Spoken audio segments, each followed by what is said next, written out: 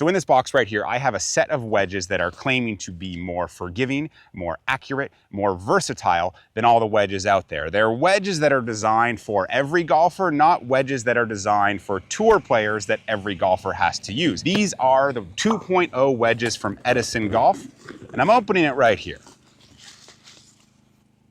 They come with iron covers. We'll overlook that. We're not gonna keep those on because no one should use iron covers. So I've got a 52, 56, and a 60. Their heads actually come in odd numbers though, 51, 55, and 59. They were bent to the lofts that I wanted. 5 times forged. They look really, really good. At address, you think for a versatile, forgiving head, they would be massive, but they look really good. So let's just test them out and see what it's all about. Okay, so throwing these down, yeah, they're a very small head. It's a unique little design. There's no bounce options that you can choose from. It's just one sole that's meant to give you endless capabilities with bounce. This is yeah, that's a small head. Holy cow. Ooh, that had some nip. Even for a little thin. A little miss hit. Get away with it. That small head is kind of cool because it feels like you're just gonna hit the center of the face all the time. Woo.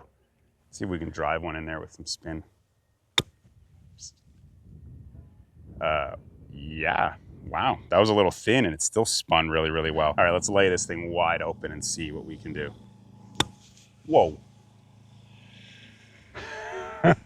Made a freaking ball mark, tore the cover off. I mean, brand new wedges will spin like crazy, but that was nice. Let's grab the 56 and I'll play something a little more driving. Definitely looks more like, it looks like a real small blade iron. I know these are marketed for kind of the every player, but they look like a tour wedge. Not too much curve on the leading edge. A curved leading edge is just kind of meant to allow a lot of golfers to do a lot of things.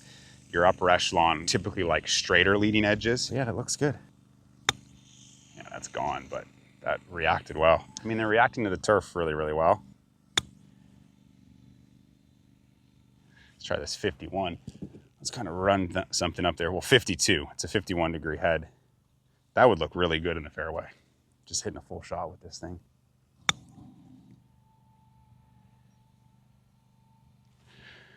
I mean, for straight out of the box, they feel good. They're performing well. Okay, here's a great test. We got a little bit of wind into us.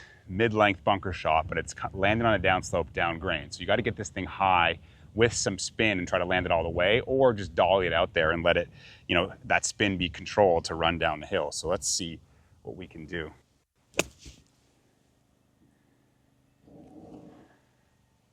I mean, that was good. Obviously, we'd either have to go higher or land it a little bit closer to us because this thing ain't stopping too quickly down that slope. Oh, that's got spin. Yeah. Wow, I felt that like at impact. That thing just ripped the cover off. My first impressions, I'm very, very, very surprised. I did not expect these to be this good. For kind of how they're marketed, kind of the every player wedge, I thought they were going to look a little more chunky and definitely not feel so premium. Let's see if I can control it and just like dolly it out here and let it run.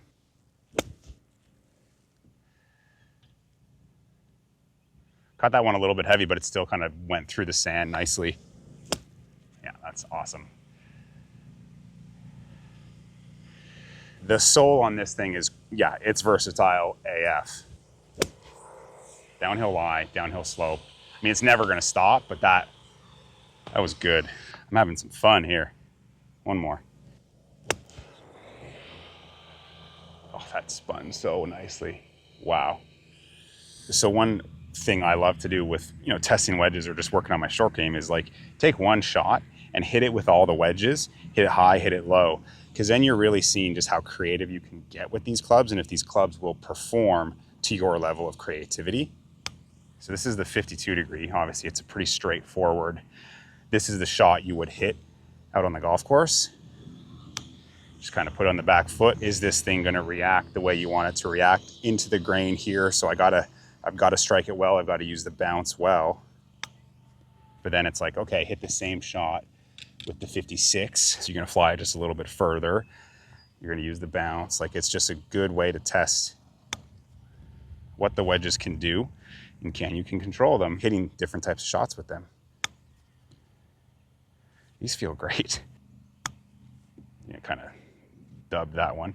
So then you take the 60 and you hit the same shot.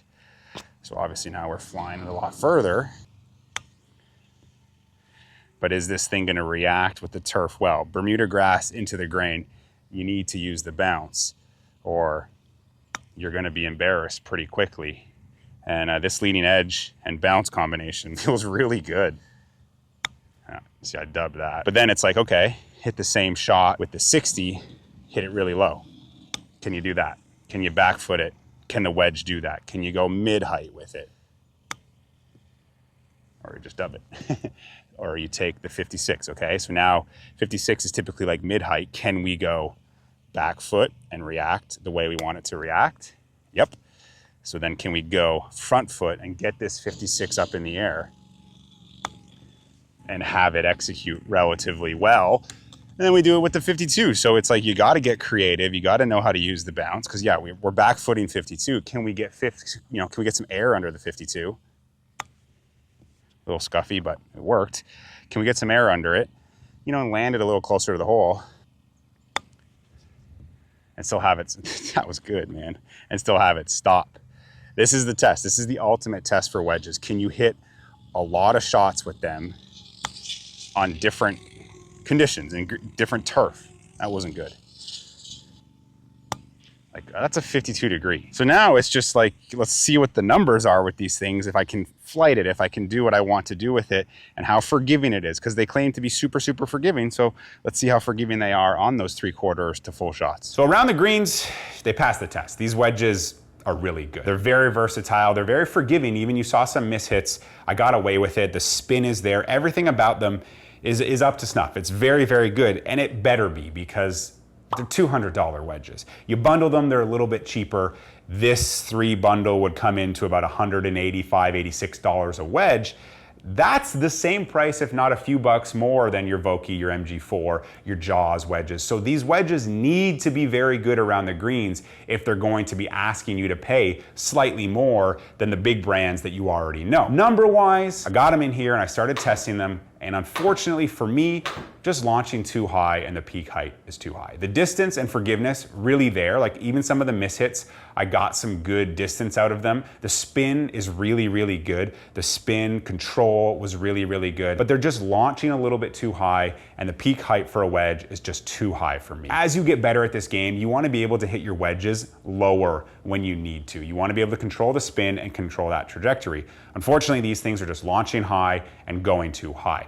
And then it's like, yeah, maybe on a mat, that's the thing. Well, I took it outside and the same thing was happening. It was just hard to control the peak height. The spin was easy to control. The distance was easy to control, but the launch angle and the height is just too much for me. And that could just come down to the way that these wedges are designed and where the mass is distributed, because they are marketed for every player. They're not tour wedges that every player have to use. So where the mass is distributed, it's gonna help players that struggle to get a wedge up in the air around the greens or hit those half shots or 3/4 shots because they dig it into the turf because the leading edge is wrong or the bounce is wrong, there's not enough relief. These wedges I can see really benefiting those players that like are breaking 90, trying to get into the low 80s. I think these can benefit them a great, great deal, because generally they might be using used clubs or an older set and their wedges might be hand-me-downs, or they just got them on sale and the bounce is wrong, the leading edge is too sharp for their turf conditions, and they just struggle with their wedges, so they don't hit their wedges. These, with their forgiveness and the way that the mass is to get the golf ball in the air and to kind of control spin on all hits, could really benefit those players that are trying to get their score down into the low 80s and eventually breaking 80. But again, they're expensive. They're expensive. So that player could buy a used Vokey for $100 and maybe be fine with it. But I think an investment like this will help that player, but it's going to be hard for that player to understand spending that money on their wedges to shoot slightly better scores, to be more confident with their wedges. They're really beautiful clubs. They feel really good around the greens. The performance is there around the greens. Unfortunately for me, they're just not a setup that would benefit me in my bag. I think I've clearly laid out who they would benefit. I wanted to like them more, But unfortunately, they're not wedges for me. There's players out there. There's a lot of players out there that these wedges will benefit, but they just gotta, get over the hurdle of a name they don't know and maybe a price tag that's a little bit more than they would want to pay. So there you go, the Edison wedges 2.0. See you in the next one.